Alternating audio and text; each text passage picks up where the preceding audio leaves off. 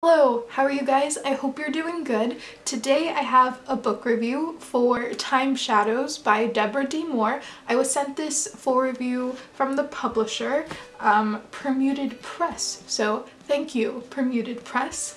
Okay, so I had a review for this already and it was done and I had edited it was ready to upload. But I looked at my laptop a couple days ago and the review had vanished. It was nowhere to be seen. I guess I accidentally deleted it, though I'm not sure how. But it's gone. It's gone. So that sucks. But I figured, hey, that's fine. We could just quickly refilm it. You have your notes and everything's fine. And then I look for my notes and I can't find my notes. I normally write them in this notebook. They're always together, so it's not a big deal. But this time, however, when reading this, I didn't have my notebook, so I wrote my notes on a piece of paper, which I thought I put somewhere, but now I fear I accidentally threw those notes away as well. So it's just a big mess and it sucks. So I've set the book right over there and we're just going to have a little quick chat about this book. Very short, very brief, but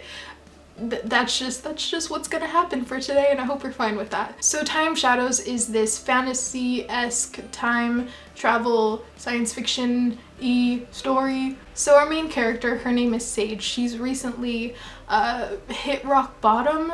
She lost both of her parents. Her sister's nowhere to be found. She's jobless, homeless, and she's currently sitting on this bench alone with a suitcase filled with just a couple of her things, and she's just contemplating, where do I go from here? That's when this woman shows up. Her name is Morgan, and Morgan says, hey, are you okay?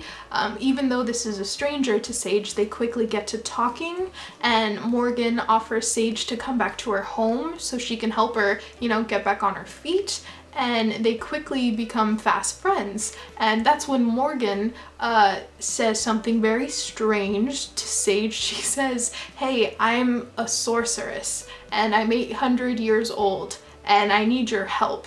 I'm going to send you back in time and I need you to help me fix these things that I've caused. They need to be fixed and I trust you to do this for me.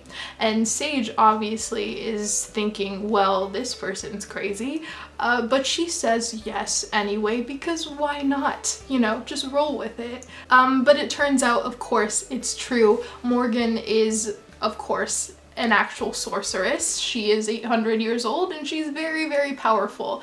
And she sends Sage back in time to 1912? Is that the Titanic year? 1912, right? I think? Oh gosh.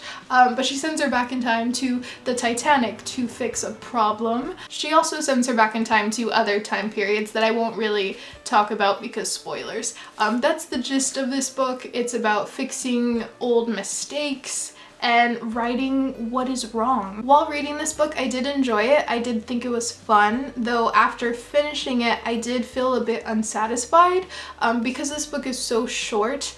You don't go into a lot of things.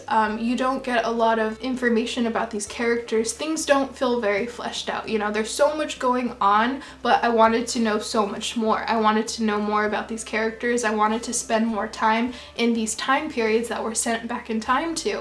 And we just don't get to spend a lot of time with all of these things. Everything is so fast and you don't get a chance to breathe and take in all this information. And for that, this book felt a little bit flat for me. The main underlying themes of this book felt to be forgiveness and friendship, and that was, you know, done well throughout this book, and I enjoyed the friendship between Morgan and Sage, and the whole plot was very entertaining. But again, this book was so short and the writing was just kind of choppy at parts that I just didn't feel completely satisfied at the end. The last 30 pages of this book felt a little bit unnecessary. This book should have ended at a certain point, and when it kept going, it felt, like I said, unnecessary. And I feel that that contradicts what I just said, wanting it to be longer, but I wanted other parts of this book to be fleshed out, not this end part that just felt really like, why was it there? There's also a romance in this book as well, but I'm not the biggest fan of romance. I understand why it was placed in the book,